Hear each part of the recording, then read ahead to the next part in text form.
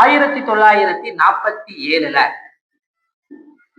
இந்தியாவுக்கு சுதந்திரம் கிடைக்கும் போது இந்தியாவை 2 அரசாங்க அலகுகளாக பிரிச்சிருந்தாங்க. அரசியல் அலகுகளாக பிரிச்சிருந்தாங்க. அதாவது அது பொலிட்டிக்கல் யூனிட் அப்படின்னு சொல்லுவாங்க. அரசியல் அலகுகளாக பிரிக்கப்பட்டது.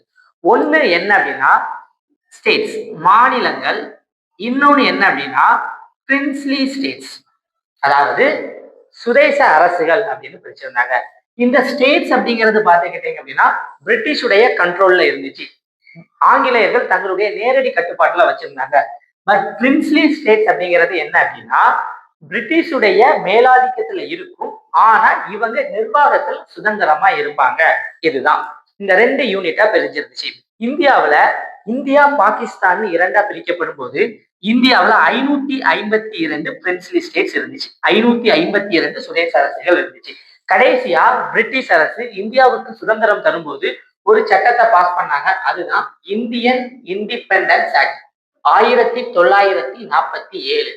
இந்திய சுதந்திர சட்டம் 1947. இது இந்த 552 பிரின்ஸ்லி ஸ்டேட்ஸுக்கும் 3 விதமான ஆப்ஷன்ஸை கொடுத்தது. ஒண்ணு என்ன அப்படின்னா இந்தியா கூட ஜாயின் பண்ணுங்க, இன்னொன்னு என்ன அப்படின்னா பாகிஸ்தான் கூட ஜாயின் பண்ணுங்க, அல்லது என்னதுன்னா நீங்க சுதந்திரமா இருங்க, இண்டிபெண்டா இருங்க அப்படின்னு சொல்லிட்டாங்க. ஆனா நிறைய சுதேச அரசுகள் பாத்துக்கிட்டீங்க அப்படின்னா சுதந்திரமா இருக்கதான் விரும்பினாங்க. காரணம் என்னதுன்னா பிரிட்டிஷ் பாரமவுண்ட்ஸ், அதாவது பிரிட்டிஷுடைய மேலாதிக்கத்துல இவ்வளவு வரைக்கும் நாம இருந்துட்டோம், இனி நாம சுதந்திரமா இருக்கலாம் அப்படின்னு இருந்தாங்க. பட் அது இந்தியாவுடைய இன்டகிரேஷன், இந்தியாவுடைய ஒருங்கிணைப்புக்கு மிகப்பெரிய ஒரு ஆபத்தா இருந்துச்சு. காரணம் இதுதான் இந்தியான்னு வச்சுக்கிட்டீங்க அப்படின்னா இந்த 552 பிரின்ஸ்லி ஸ்டேட்ஸும் அங்க இருந்தாங்க.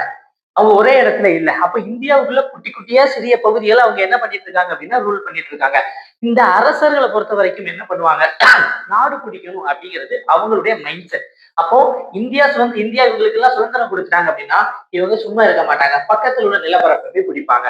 இப்படி பிடிக்கும் போது இந்தியா 1947க்கு முன்னாடி கிட்டத்தட்ட ஒரு 250 வருஷத்துக்கு முன்னாடி எப்படி பிரிட்டிஷ் இந்திய அரசர்களுக்கிடையே ஒற்றுமை இல்லையோ அதை எப்படி அவங்களுடைய தங்களுடைய தேவைக்கு பயன்படுத்தினாங்களோ அதே மாதிரி இந்திய யூனியன் அப்படிங்கிற ஒரு விஷயம் அமைதி இல்லாம ஆயிரும். அதனாலதான் இந்த எல்லா பிரின்ஸ்லி ஸ்டேட்ஸையும் என்ன பண்ணணும் அப்படின்னா இந்தியாவை கூட இணைக்கணும் அப்படின்னு சொல்லிட்டு நம்மளுடைய பிரதமர் பண்டிட் ஜவஹர்லால் நேரு அவர்கள் அன்றைய உள்துறை அமைச்சர் மற்றும் துணை பிரதமரான சர்தார் வல்லபாய் பட்டேல் கிட்ட இந்த பொறுப்பை ஒப்படைச்சாங்க. வல்லபாய் பட்டேல் இதை கிளியரா என்ன பண்ணாங்க அப்படின்னா யூஸ் பண்ணி இந்த பொறுப்பை அழகா முடிச்சு 552 பிரின்ஸ்லி ஸ்டேட்ஸையும் பார்த்துக்கிட்டீங்க அப்படின்னா இந்தியாவை கூட ஜாயின் பண்ணாரு. இதனாலதான் இந்தியாவினுடைய இரும்பு மனிதர் அப்படின்னு சொல்லிட்டு மிஸ்டர் பட்டேல், சர்தார் வல்லபாய் பட்டேலை நம்ம என்ன பண்றோம் அப்படின்னா அழைக்கிறோம்.